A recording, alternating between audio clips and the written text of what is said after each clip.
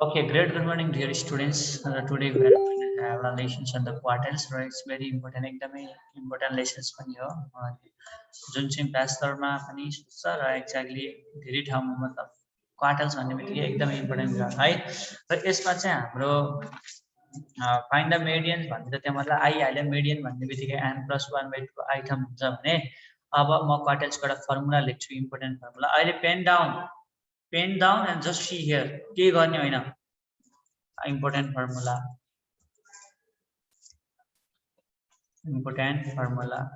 Okay त्यहाँबाट सबैले थाहा छ कि मेडियन्स भनेको के हो फर्मुला n+1/2 आइटम हो n+1/2 आइटम हो जुन अघिजोको भिडियोमा आइसकेको थियो तर यो क्वार्टल्स भनेको जस्तै यहाँ फर्स्ट क्वार्टल भन्ने हुन्छ एउटा फर्स्ट क्वार्टल सेकेन्ड क्वार्टल अनि थर्ड क्वार्टल हुन्छ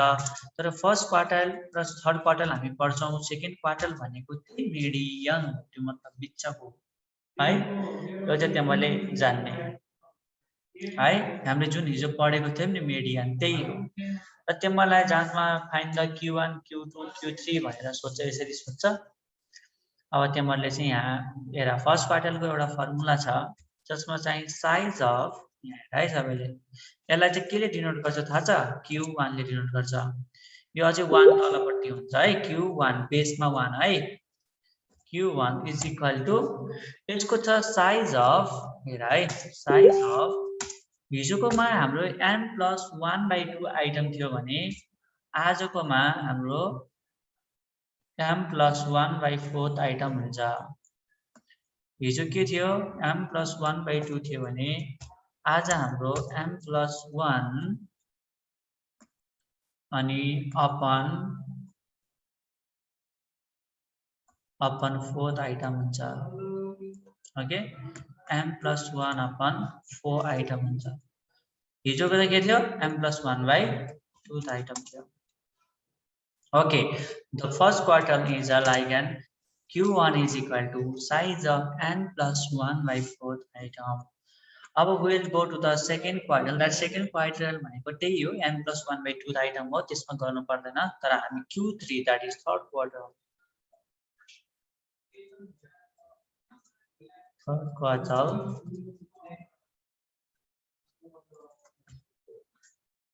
ओके थर्ड क्वार्टल भनेको THR थर्ड क्वार्टल भनेको Q3 लाई डिनोट गर्छ सरी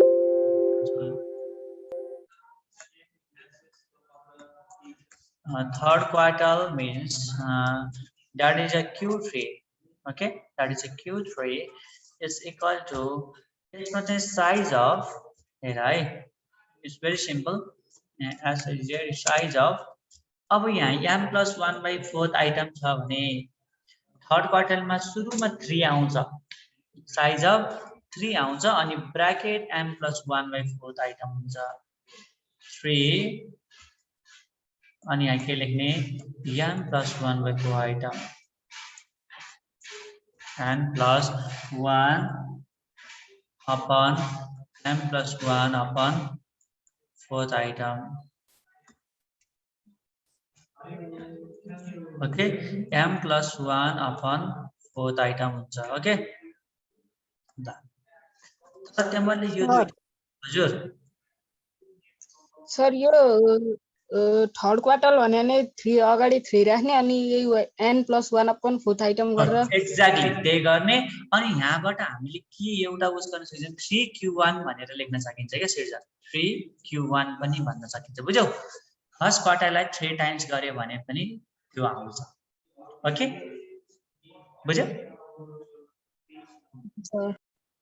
फर्स्ट क्वार्टर भनेको n+1/4 आइटम हो भने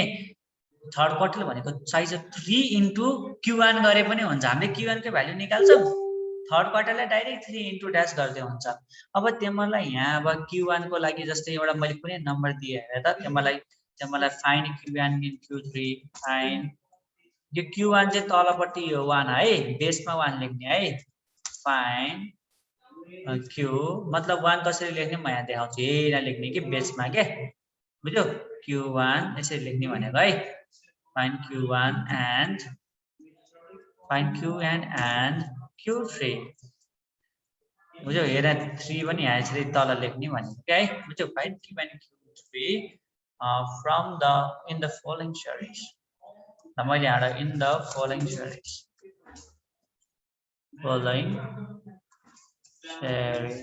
मैले यसरी त्यहाँ मलाई अब क्वेसन अब यहाँ मतलब एउटा कुनै Q1 and Q3 निकाल्नको लागि म केही न केही दिन्छु है त जस्तै त्यहाँ मैले हेर त पेज नम्बर 277 6 नम्बरमा हेर फाइन्ड द फर्स्ट क्वार्टाइल छ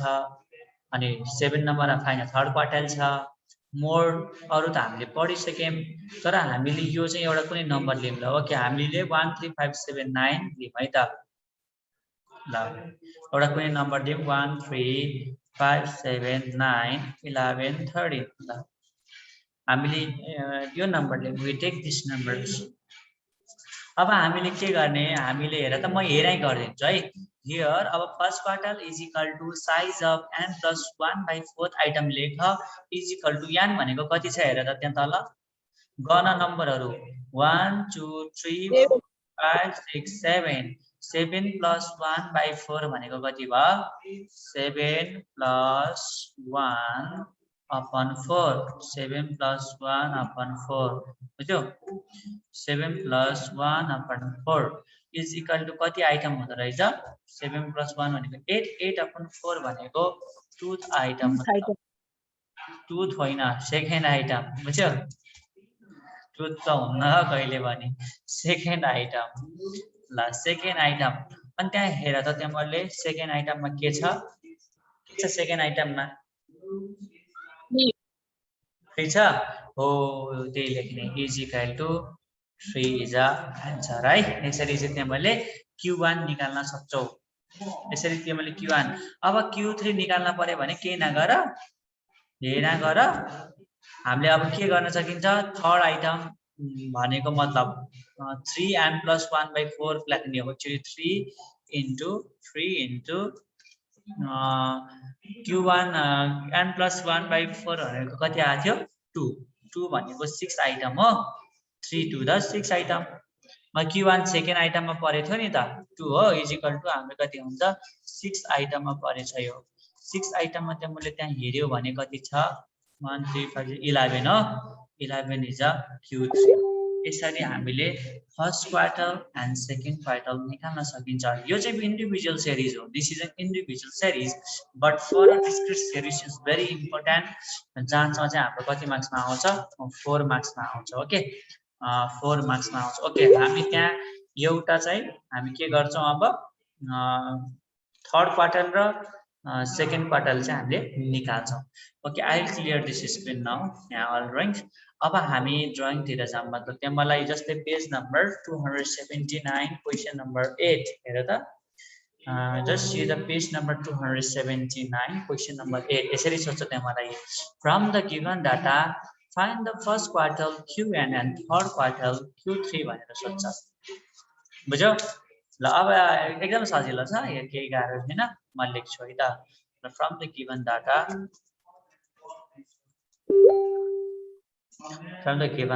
find the first quartile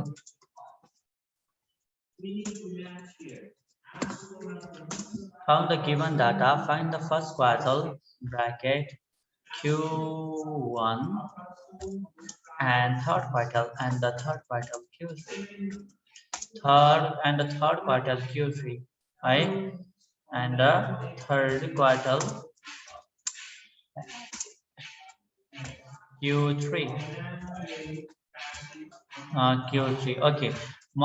अब हामी यसलाई चाहिँ जस्तोमा डिस्क्रिट सिरिज मतलब टेबलमा छ त्यसलाई टेबलको कसरी गर्ने भन्ने हामी हेर्छौँ okay okay let's go now just here is one table A नम्बरमा हेर त्यहाँ मैले एउटा टेबल देख्छौ र यहाँबाट म फेरि अर्को टेबल लाइन तान्छु ओइट ठिकै छ यही तानिने हुन्छ यस्तो अलिक गाडा ल okay and XF21 XF21 4264 4264 and 8 3 10 1 ल ओके यति छ यो आउट क्वेशन छ यो ब्याचलर 4th इयर सम्म सोध्छ यही questions so how much is important है त्यही भएर बुझ्ने x ल x 2 4 6 8 10 2 4 6 8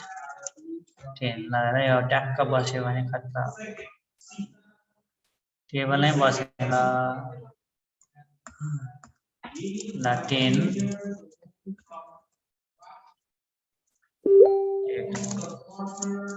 okay this is the question 2 4 6 8 10 and you have your frequency is 1 2 4 3 1 1 तिमीहरुले note बनाउँदाखेरि सरलाई भिडियो हेर्दै गएर डिसिप्लिन तरिकाले मतलब हेर्दै सबै नोटहरु बनाउनु म तिमीलाई स्कुल बोलाउँछु don't worry I will call all of you in school for submitting your note and if I don't find the note from you in the video what I have given then surely you will get very low marks and even a last term okay because the discipline is a major factor in this stuff ल okay हाम्रो यो question छ अब यसमा Q1 and Q3 निकाल्नलाई अब म formula लेख्छु पहिला त एउटा टेबल बनाइहाल्न पर्यो हामीले हैन हियर भन्दा x f स्तर दिने बित्तिकै हामीले एउटा यस्तो टेबल बनाइहाल्न पर्छ जस्ट हियर हामीले यो टेबल बनायौं ओके र यहाँबाट हामी x र f लेख्छौं यहाँ x f अनि हामीले के निकाल्न पर्छ यो जहिले पनि याद निकाल्ने we have to find the cumulative frequency हामी अर्थमेटिक मिनमा हामीले fx निकाल्थ्यौं summation fx अपन यहाँ formula but in the medians and like an mode or like in this quarters you have to find the cumulative frequency भनेको मैले हिजो त्यो मतलब सबैले हामीले अरु बेलामा के गर्थ्यौं fx गर्थ्यौं अर्थमेटिक मिन निकाल्दा तर यहाँ अर्थमेटिक त्यो हैन cf निकाल्न पर्छ जसलाई हामी क्युमुलेटिभ फ्रिक्वेन्सी भन्छौं ओके अब x को राखा भ्यालु हेर कति सिम्पल छ कि it's very simple 4 6 8 10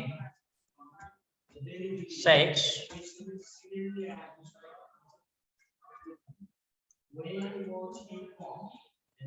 8 and 10 okay यसरी मैले x हरु सबै राखे अब f को पालो छ 1 2 4 3 1 4 and 3 and 1 okay अब now CF means like adding the frequency अब यो सुरुको 1 लाई हामीले के गर्ने यहाँ 1 नै राख्ने सुरुको 1 लाई लिएर हामीले यहाँ 1 नै राख्ने but next step is you have to go on adding the frequency now this 1 plus 2 is 3 you write 3 here now you बुझ्ने है now this 3 and this 4 is equal to that is 7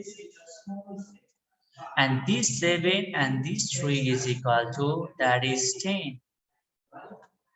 and this 10 plus this 1 is equal to 1 that is 11 यो भनेको हामीले यहाँ total पनि यहाँ लेख्न सक्छौं हेर हामीले के लेख्न सक्छौं भने n is equal to 11 नै हुन्छ जे आए त्यही लेख्दियौ क्या 11 नै हुन्छ जोडा त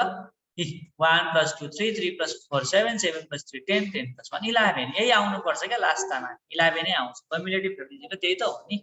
यहाँलाई जोडेको हामीले okay now this is the first part for finding the cumulative frequency now go to like a formula now okay we'll directly go to the formula now okay let's find now the q1 you write here that for a q1 formula क्या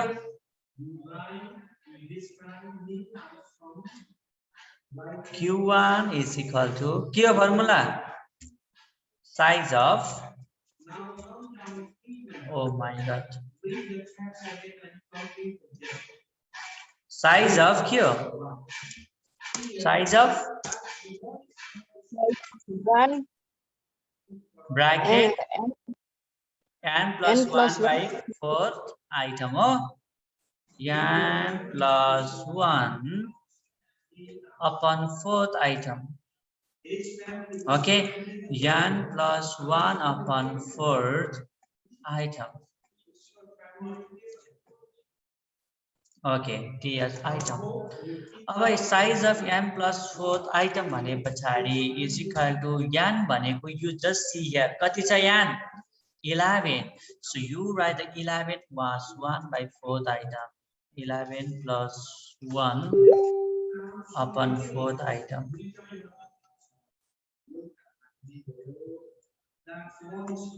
Okay, 11 plus 1 upon 4th item, that is kati huncha 11 plus 1 is 12 and 12 upon 4 is the third item. Okay.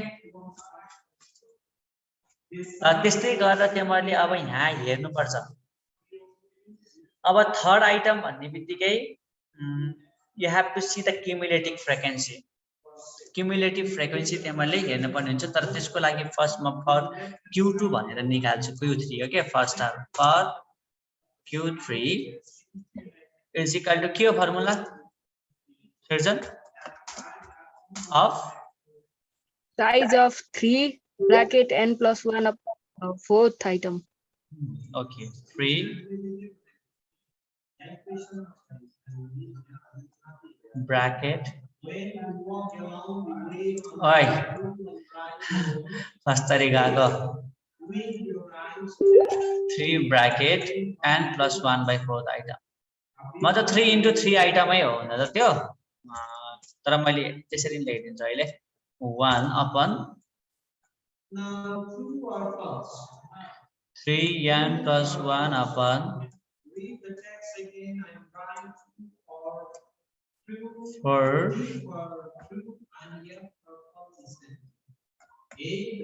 item. Okay, ts item. तिमीले भिडियोजहरुमा हेर्दै लेख्ने बेलामा exactly मसँग सँगै लेख्न पाउँछौ अलिकति सिम्पल पनि छ इज इक्वल टु अब म डाइरेक्ट लेख्छु 3 into n plus 1 by 4 भनेको 3 into थर्ड आइटम आथ्यो नि त 3 into q1 है हो के त्यो भनेको 3 into 3 गर्दियौ है direct 3 into 3 is equal to 9th item.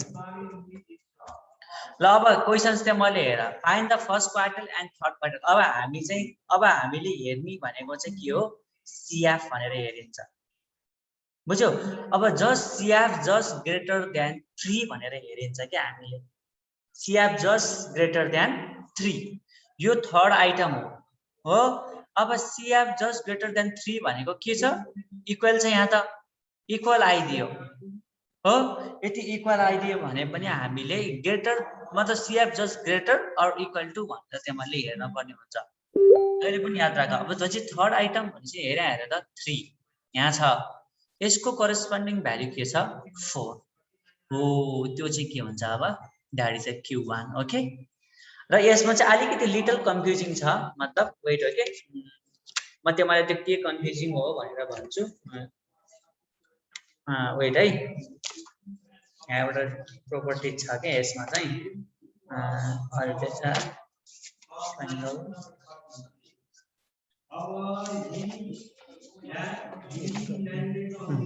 यहाँ एउटा लिटल कन्फ्युजिङ के छ ल हेर है जस्तै यहाँ छ CF ग्रेटर देन हेर्ने भने ग्रेटर हेर्यो भने के हुन्छ 7 हुन्छ करेस्पोन्डिङ भ्यालु 6 हुन्छ त्यो ग्रेटर भन्ने हेर्ने हो तर इक्वल छ भने इक्वल हेर्ने CF just greater or equal to हेर्ने सो द करेस्पोन्डिङ यहाँ के लेख्न पर्यो भने here q1 is equal to direct one equal to 4 as CF लेख्दै हुन्छ ल तिमीले यो चाहिँ बुझ्नु पर्ने हुन्छ जस्तै यहाँ 3 छ नि 3 थर्ड आइटम त्यसको थर्ड आइटम भनेको यहाँ तिमीले इक्वलै हेर एन्ड त्यसमा चाहिँ हामीले के छ करेस्पोन्डिङ भ्यालु के छ 4 दैट इज आन्सर अब तिमीले यसमा 9 छ हेर है अब यस्तो बेलामा तिमीले एउटा ल्याङ्ग्वेज लेख्नु पर्ने हुन्छ CF हेर है जस्ट ग्रेटर देन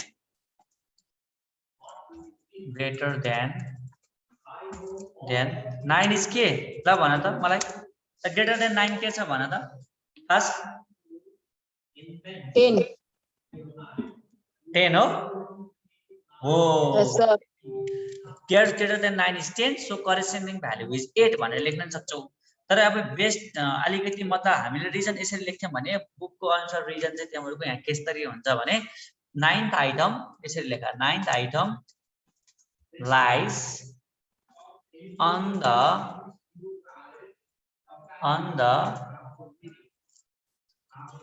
कति 10 of the CR है यसरी लेख्ने 9th item lies on the 10 of the CR greater हेर्ने हो के ग्रेटर हेर्ने तर इक्वल छ भने इक्वल हेर है CR बुझ्यौ therefore ल भन therefore Q3 भनेको कति हुन्छ 8 therefore Q3 is equal to 8 ल here Q3 is equal to 8 ल सक्यो Q1 भनेको 4 आयो केही गर्ने होइन CF निकाल्ने and CF निकालेपछि यहाँ थर्ड आइटम भयो तर इक्वल ग्रेटर हेर्ने हो तर इक्वल छ भने इक्वल हेर के त्यो ट्याक्लक्कै छ नि त lies on the 3 of the CR यहाँ लेख कि third item lies on the 3 of the CR हैन है थर्ड आइटम ल त्यो ल्याङ्ग्वेज लेख्दियौ third item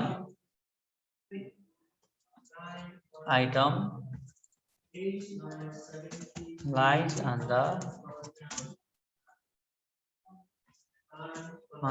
third of the CR third item छ नि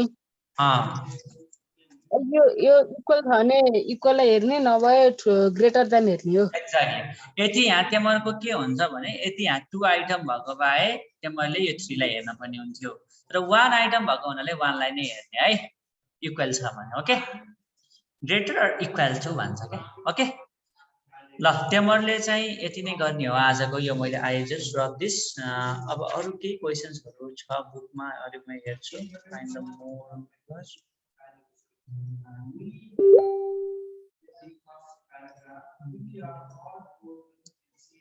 ओके ल यति नै हो ल तिम्रो आजबाट क्वार्टल्स पनि भयो okay this session also finished now can I stop recording now just wait अझै एउटा भिडियो पनि हैन एउटा फर्स्ट क्वार्टर भन्दा फाइन्ड द मोर क्वार्टल्स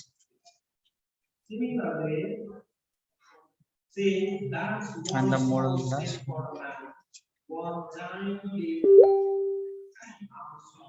ओके जस्तै अब कुनै कुनै फेरि हामीले असेन्डिङ अर्डरमा लान पर्ने हुन्छ है सपोज यहाँ एउटा क्वेशन छ हैन क्वेशन्समा चाहिँ यहाँ असेन्डिङ अर्डरमा लान पर्ने चाहिँ नबिर्स है find the first part of find the जस्तै find the Q1 and Q3 हेर त मैले एउटा आएको पुश गरिन पहिले असेन्डिङ अर्डरमा छ भने त दैट विल नट म्याटर तर कुनै कुनै असेन्डिङ अर्डरमा दिन्न नि त query of the following data of the following data okay I write here like 40 20 30 10 40 20 20 30 and 10 40 20 30 10 16 12 8 16 12 8 8 ल ओके यसरी दिएको छ अब यसरी दिएको भए त अब तिमीले के गर्न पर्छ ल फर्स्ट भन त अब डाइरेक्ट लेख्ने Q1 is equal to n plus 1 by 4 n भनेको 1 2 3 4 5 6 7 7 plus 1 by 4 भनेको 2 आइटम भन्यो भने त कति हुन्छ 20 हुन्छ अहिले अनुसार तर असेन्डिङ अर्डरमा राख्यो भने फेरि के हुन्छ that will be change so you first right the arranging the data in ascending order okay and just if that is not arranging in the ascending order then you have to arrange that is the process either in mode or median or something else je bhaye pani hoस् arranging the data in ascending order okay ascending order मा हामीले चाहिँ त्यसलाई use गर्न पर्छ अब हामीले के गर्ने ascending order मा जाँदाखेरि पछाडीबाट आयो त्यो सबै पछाडीबाटै छ 8 12 16 12 को बिचमा 10 पनि छ 12 16 20 16 20 and 30 okay this is done अब हामीले के गर्छौं अनि 40 पनि रहेछ 40 and you just take the q1 okay म अब डाइरेक्ट गर्छु q1 is equal to के हो फर्मुला n plus 1/4 अनि हेर के लेख्न पर्छ त मैले सुरुमा भने हेर मैले लेख्न बिर्सेछु n is equal to 7 लेख ल यो चाहिँ त मैले लेख्न पर्छ n is equal to 7 okay कतिवटा छ लेख्न परेन अनि यहाँ के लेख्ने 7 plus 1/4 item okay 7 plus 1/4 item 7 plus 1 upon 4th item upon 4th item ल अब हामीले अब त्यो अहिले जस्तै अब त अहिले जस्तै भयो is equal to 8 upon 4 भयो 8 upon 4 is equal to कति भयो 2 आयो अब 2 आइटम मा के छ सेकेन्ड आइटम मा के छ सेकेन्ड आइटम मा के छ 10 so q1 is equal to 10 बुझ्यौ सक्छ अब सर एकचोटी फेरि बताइदिनु न ओके